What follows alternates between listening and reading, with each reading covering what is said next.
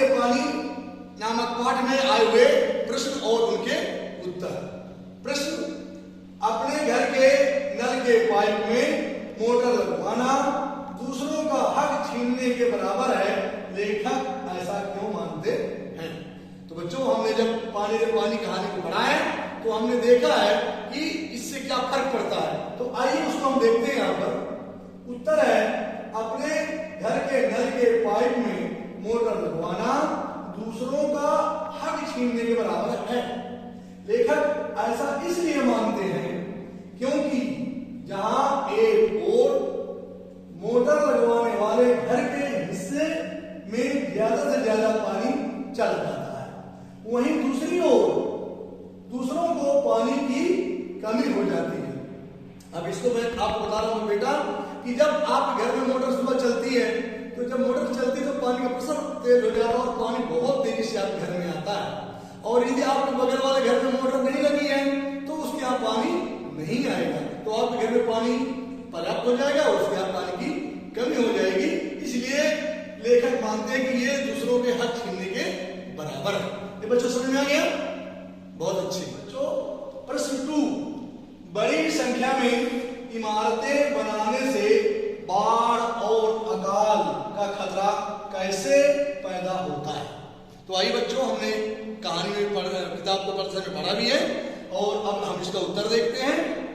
बड़ी संख्या में इमारतें बनाने के लिए मनुष्य ने छोटे बड़े तालाब, झील आदि को भरना शुरू कर दिया तथा पेड़ों की अंधाधुंध कटाई से भी बाढ़ अकाल आदि का खतरा पैदा हो गया है। मैंने आपको लेसन में बताया था बेटा कि आजकल हमारे आसपास जो भी छोटे बड़े तालाब हैं उनको पाट दिया गया है और उनमें ऊंची ऊंची इमारतें बनाई जा रही हैं, पेड़ों को भी कटाई की जा रही है। तो इससे क्या होगा?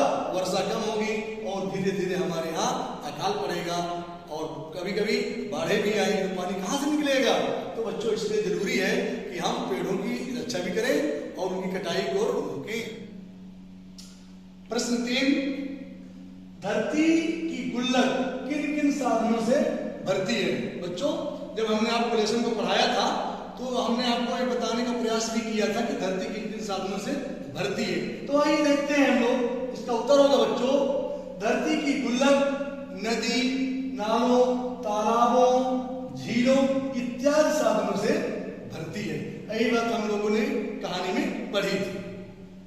बच्चों, प्रश्न 4 है, पाठ में पानी के संकट के किन किन प्रमुख कारणों की बात की गई है? तो बच्चों, प्रस्तुत पाठ के अनुसार पानी के संकट के लिए जिन प्रमुख कारणों की बात की गई है वे हैं नदी, नालों तथा तालाबों को कूड़े कचरे से भरना।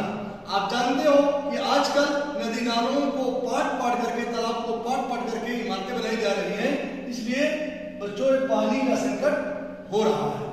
तो बच्चों, ये आपको अच्छे से समझ में आ गया होगा। प्रश्न 5, पानी हमें कहां से प्राप्त होता है?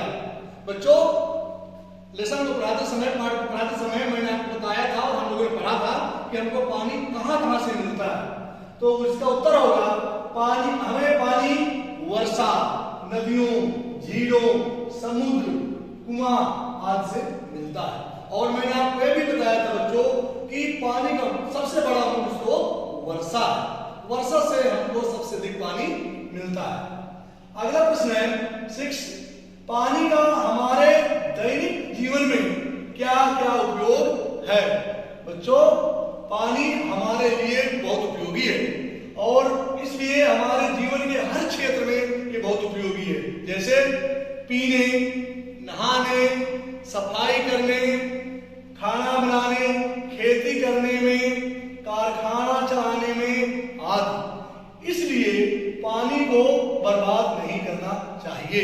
बच्चों, हमको इससे ये भी शिक्षा मिलती है कि आप देख रहे हो बिना पानी के हमारा कोई कार्य नहीं हो सकता, इसलिए ये बहुत ही उपयोगी है। इसलिए बच्चों, हम सब मिल करके पानी का संरक्षण करें, पानी को अधिक से अधिक बर्बाद होने से बचाएं।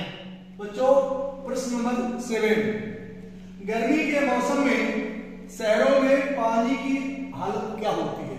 ये आपसे किसी से छिपी तो है नहीं बात, आप समझ ही रहे हो कि जब गर्मी की ऋतु आती है तो पानी बहुत खपत होती है ना, तो इसलिए थोड़ा सा दिक्कत होती है। तो बच्चों इसका उत्तर होगा गर्मी के मौसम में शहरों में पानी की बहुत कमी हो जाती है। इसका प्रमुख कारण है बच्चों क्योंकि अधिक से अधिक पानी की खपत, कूलर पंखे ये सब चलते हैं, इससे पानी की खपत ज्यादा होती है। प्रश्न नंबर 1 बच्चों, अकाल और बाढ़ किसे कहते हैं? आपने बाढ़ सुना है ना, अकाल क्या है? आइए देखते हैं बच्चों। इसका उत्तर है पानी की भारी कमी को अकाल कहते हैं।